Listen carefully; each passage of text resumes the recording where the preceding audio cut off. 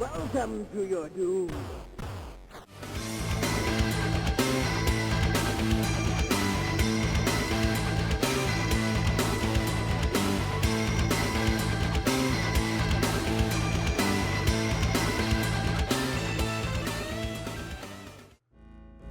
Juuouki is a bit of an unusual release for the PC Engine, and I don't mean because it's one of Sega's flagship games at that point.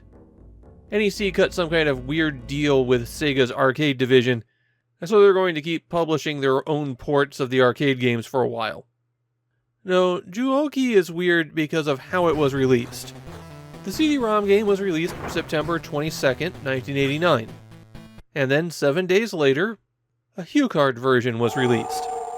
The moment-to-moment gameplay is identical between these two versions. The stage layout, the graphics, including the weirdly long leg when you jump kick, all of the numerous technical flaws, all of that is the same between the two. What the CD-ROM version offers is much better music, voices that you can actually understand, Rise from your grave. and a very long animated intro. The story that you're being told is that in ancient times there was a group of people called Beastmen. They were able to use their ability to transform into animals in order to take over the world and then challenge the gods themselves. Zeus defeated them and then sealed them away forever below a stone monument. 1,000 years passed, and then Zeus's daughter was abducted by the king of the underworld, Neph.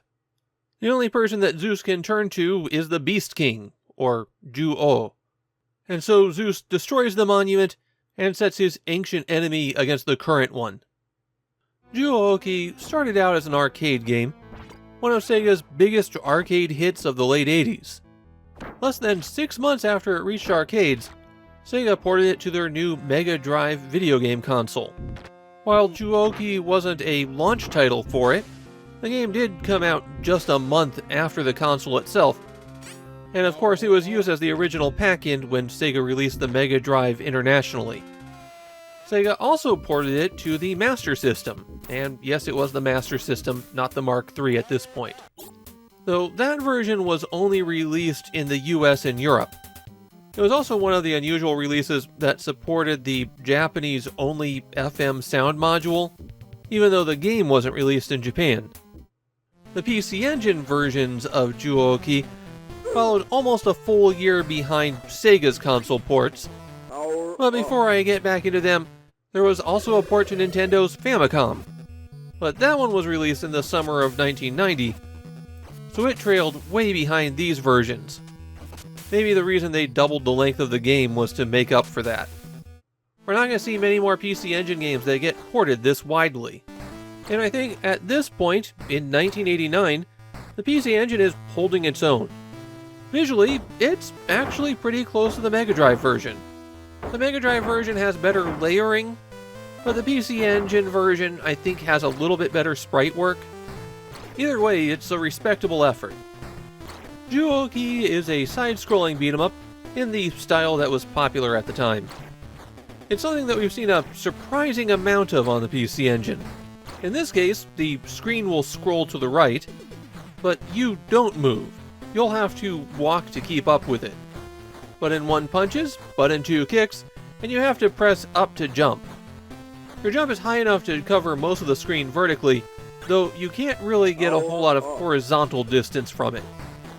Fortunately, there isn't much in the way of platforming in Juuouki.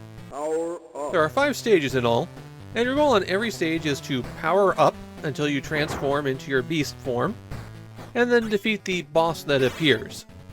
The villain Neph will show up from time to time, and if you're not in beast form, then he just walks away. But if you are a beast, then he summons his monster. If you defeat the monster, then you're stripped of your power-ups, and pursue Neph into the next stage. There are 5 forms that you transform into, 1 for each stage. The werewolf shoots fireballs with its punch, and does a flying, flaming kick. The dragon form can fly around on its own, and its punch throws lightning bolts, while the kick shoots lightning around it.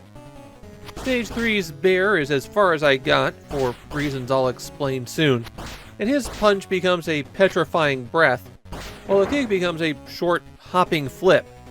It does damage when you pass through an enemy.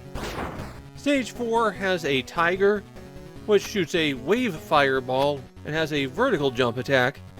And on Stage 5 you have the golden werewolf, which is exactly the same as the werewolf on Stage 1, but he's golden. I have to admit, I've always found Juuouki to be a bit slow and clunky. When you're in your weakest form, you have to hit enemies repeatedly, even if they look kind of weak. And as you collect the power-up orbs from the white dogs that charge at you, your muscles expand, and you can actually start doing some damage, but you still move very stiffly.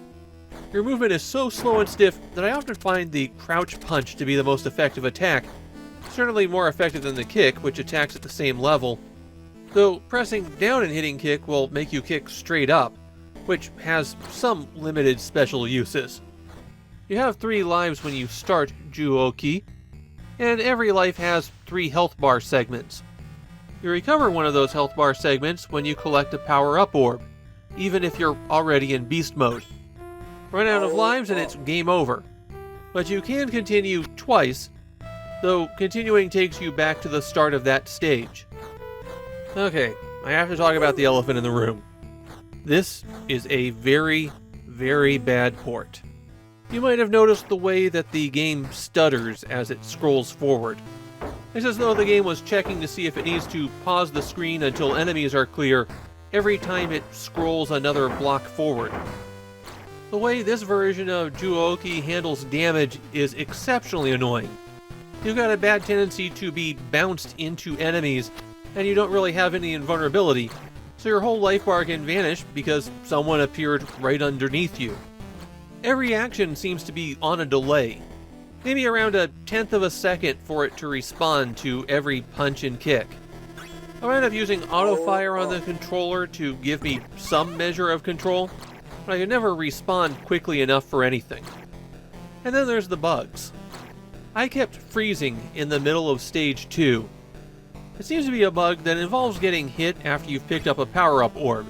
Because everything in the game is running on delay, you just stand in place for a few seconds before the transformation cutscene kicks in.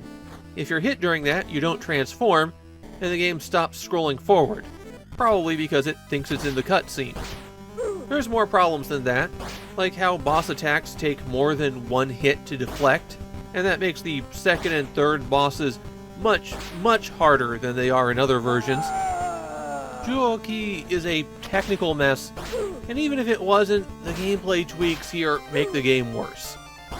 Needless to say, this port does not have a lot of fans in Japan, but the praise that I could find saying that they appreciated the music, sound effects, and how they kept the 2-player mode.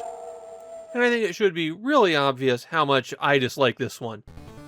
Even if I liked Juuouki, and I don't, going all the way back to the original arcade game, this port is bad enough to be an insult.